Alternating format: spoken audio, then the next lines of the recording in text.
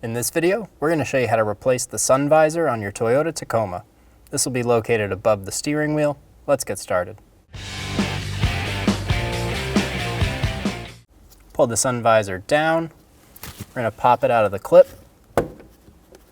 Using a Phillips head screwdriver, remove the two screws.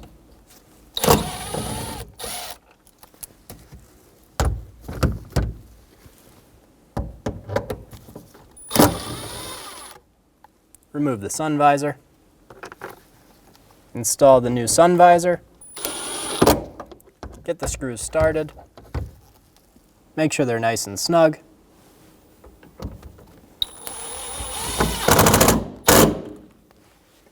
And you're good to go.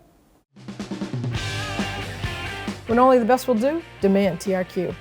The only company that lets you view before you do.